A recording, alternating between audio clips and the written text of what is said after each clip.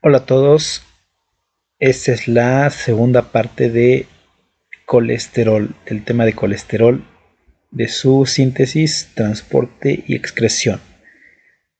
Como habíamos mencionado anteriormente, en el transporte del colesterol intervienen algunas lipoproteínas como pueden ser las LDL, los clomicrones también están involucrados y las HDL que realizan algo que conocemos como transporte inverso del colesterol.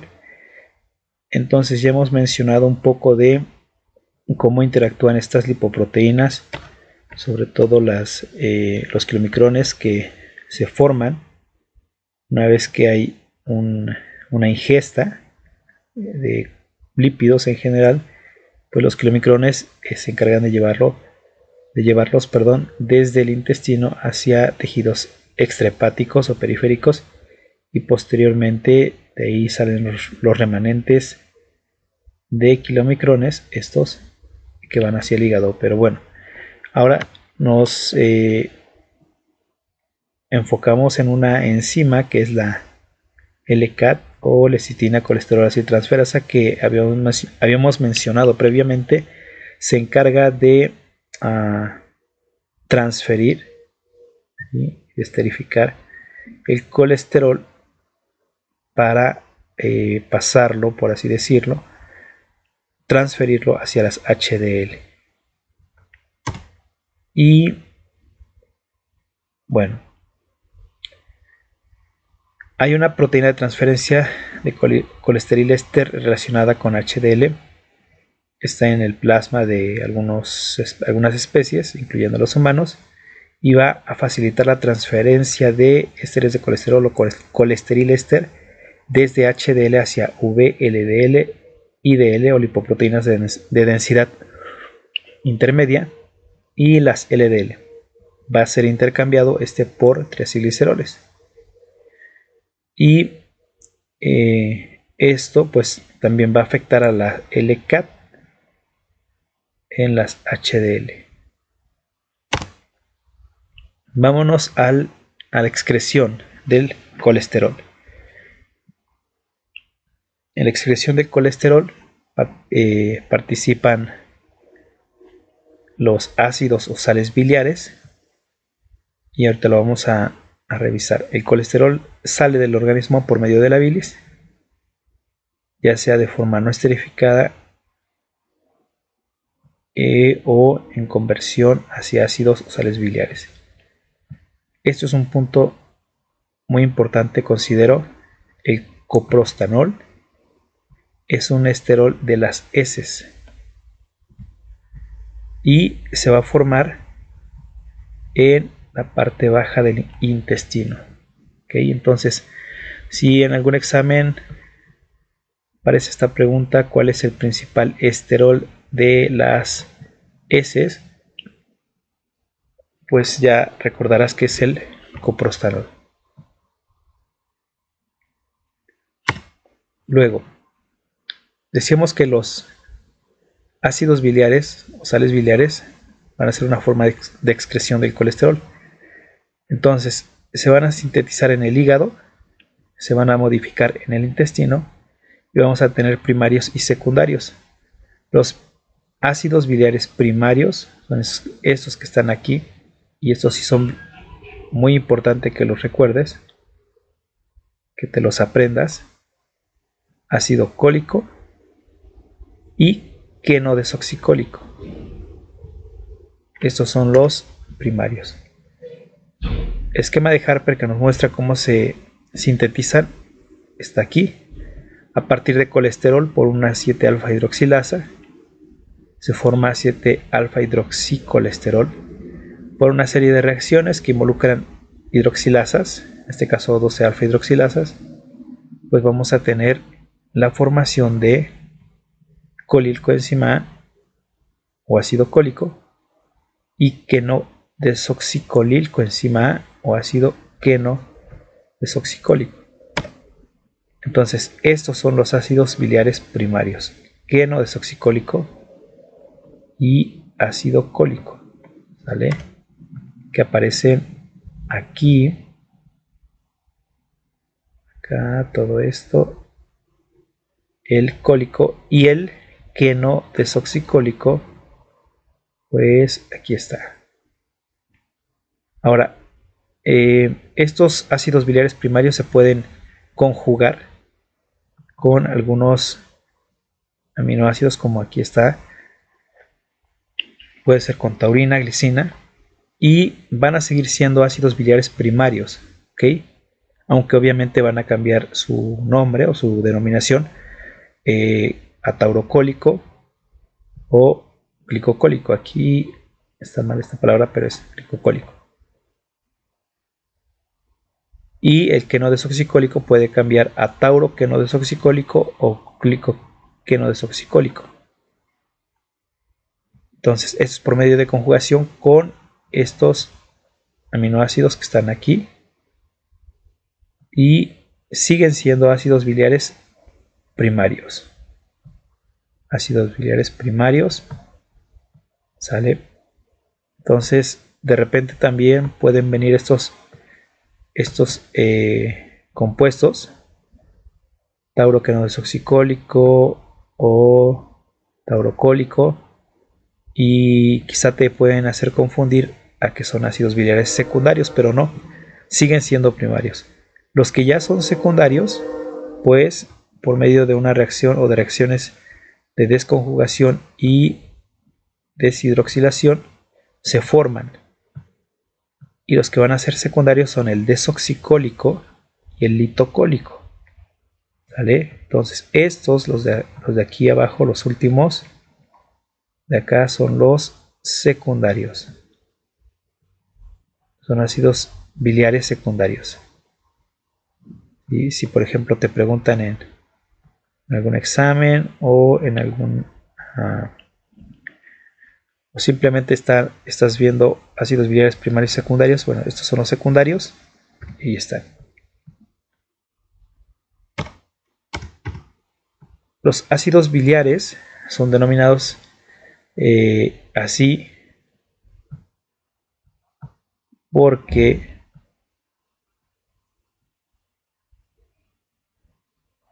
están formando, o están más bien como compuestos que en su forma original, ¿verdad?, tendrían un pH bajo, pH ácido. Pero, ¿qué pasa? Una vez que se conjugan con la bilis, que es alcalina, se transforman o se encuentran en forma de sales, y pues también se les denomina sales biliares. Y estos ácidos biliares pueden, decíamos, ser conjugados de glicina o de taurina, y esto va a ocurrir en peroxisomas del hígado. La proporción entre los conjugados de glicina y taurina es de 3:1. Los ácidos biliares primarios se metabolizan después en el intestino por la actividad de las bacterias que habíamos mencionado, bacterias intestinales. Y aquí va a presentarse una desconjugación, una 7-alfa deshidroxilación, y pues ya genera los secundarios. Aquí volvemos a hablar de los secundarios: litocólico y desoxicólico. Esquemáticamente aquí puedes observar a los dos, litocólico y al desoxicólico. Ahora vamos a hablar un poquito también de este transporte o de circulación enterohepática. Para empezar, vamos a mencionar que una vez que se digiere los alimentos que contienen lípidos, en este caso el colesterol, se va a absorber en los primeros 100 centímetros del intestino delgado. Si tú recuerdas anatomía, pues sabrás que el intestino delgado pues tiene porciones, ¿verdad? Entonces tenemos el duodeno, yeyuno e íleon. Y estas tres porciones pues corresponden a la división completa del intestino delgado. Pero la primera porción, el duodeno, y junto quizá con parte del yeyuno corresponden a estos 100 centímetros que donde se realiza, ¿verdad?, la digestión. Pero aquí hay algo interesante: los ácidos biliares primarios y secundarios se absorben casi exclusivamente en el íleon. Es una pregunta de examen, si es importante que lo recuerdes, ¿verdad? ¿Dónde se absorben los ácidos biliares primarios y secundarios? En el íleon. Si por ejemplo ahí viene una opción o vienen opciones de duodeno, yeyuno, etcétera, pues recordarás que es íleon, la última porción del intestino delgado. Bueno, aquí esquemáticamente tienes como colesterol que se ingiere pasa a través del intestino. Aquí se forman los kilomicrones que ya hemos mencionado anteriormente. ¿Sí? Los remanentes de kilomicrones, las VLDL, IDL y finalmente las LDL. Muy bien. Vamos a hablar, como decíamos, de esta circulación enterohepática. El 98-99% del colesterol va a regresar hacia el hígado por medio de la circulación portohepática. Aquí te acuerdas que, bueno, igual anatómicamente estas venas están conectando prácticamente el intestino delgado con el hígado, y esto es muy útil para esta circulación porque lo que se ha excretado a través del colédoco, de los conductos, en este caso, o de las vías biliares o conductos biliares que salen del hígado, aquí es esquemáticamente, acuérdate que también esto no es una representación exacta, pero esquemáticamente la bilis, los ácidos biliares que se forman en el hígado, que se sintetizan aquí, pues salen a través de estos conductos y finalmente desembocan en el colédoco, que va a llegar al intestino delgado. Y aquí esquemáticamente te muestra cómo es que el colesterol va a regresar nuevamente hacia el hígado por esta vena portohepática. A esto le conocemos como circulación enterohepática. ¿Qué pasa en nuestro cuerpo? Estos ácidos biliares, ¿verdad?, un fondo común de estos va a pasar de 6 a 10 veces por un ciclo en el intestino, y una cantidad similar pues va a perderse en las heces. Y nada más. Aquí hay algo que es la síntesis de los ácidos biliares, sales biliares, que es por medio de una enzima muy importante que se llama 7-alfa hidroxilasa. Esta enzima, la 7-alfa hidroxilasa, va a tener cierta actividad que va a estar regulada por un receptor X-farnesoide, que es abreviado como FXR, y este receptor va a actuar por retroacción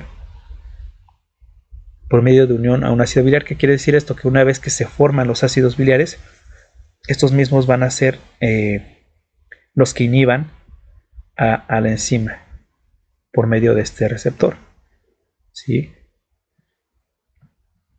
Una vez que lo activen o que se unan a él, va a ser una forma de inhibición por retroacción, ¿sí? Aquí tenemos el ácido queno desoxicólico, que va a tener una afinidad importante por este receptor. Y así, una vez que se han formado los ácidos cólico y queno desoxicólico, aquí está, cólico y queno desoxicólico, estos, ¿verdad?, van a regresar aquí a esta 7-alfa hidroxilasa y la van a bloquear.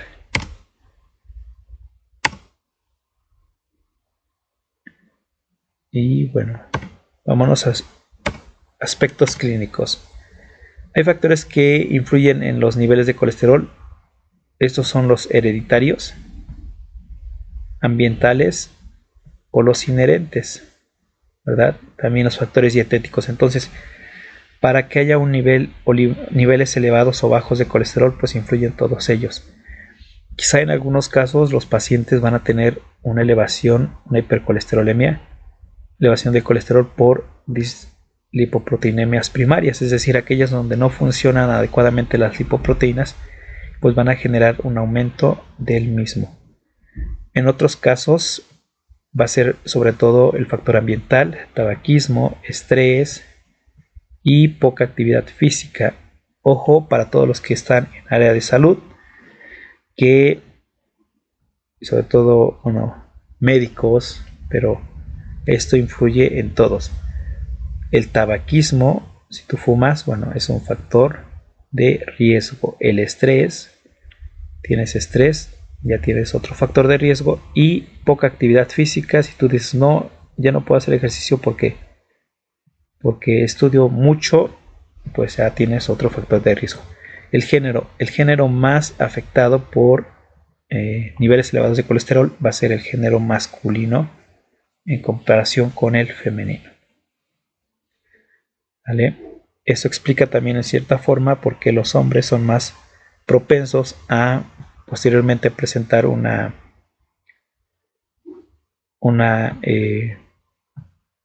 ejemplo, infartos o aterosclerosis. Y los factores dietéticos, obviamente el consumo de ácidos grasos saturados, monopoliinsaturados, alcohol, fructosa, sacarosa. Aquí es muy importante el alcohol y las demás bebidas, pues, que contienen altos niveles de fructosa, sacarosa. Y el poco consumo de agua. Ya decíamos, los hereditarios no los puedes modificar. Tiene que ver con la formación o síntesis, transporte y eliminación. Los dietéticos ambientales, ¿verdad? Pues también tienen que ver con lo que estamos ingiriendo, pero estos ambientales también son los más determinantes, la actividad física. Hay fármacos que pueden ser útiles para el tratamiento de hipercolesterolemia, sobre todo las estatinas. ¿Por qué? Porque decíamos que inhiben a esta enzima. Acuérdate de esto, lo vas a ver en farmacología, y es muy importante. ¿Cuál es la enzima que se ve inhibida por las estatinas? La HMG-CoA reductasa, hidroximetilglutaricoenzima reductasa. Hay otros fármacos, la ezetimiba, que pueden inhibir la absorción del colesterol. ¿Ok? Bloquean a una proteína que permite que haya una captación de colesterol. Y los fibratos, ¿verdad? Van a ser fármacos que reducen los triacilgliceroles a nivel plasmático.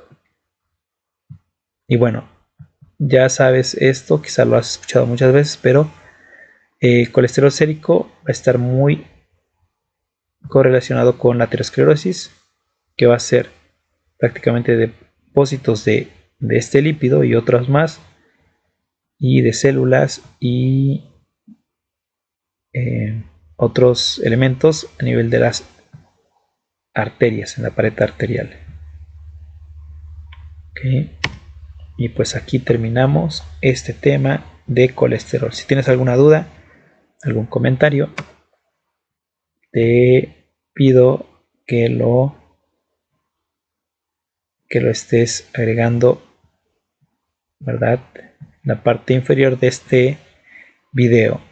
Y pues cuídense mucho, nos vemos hasta otro video.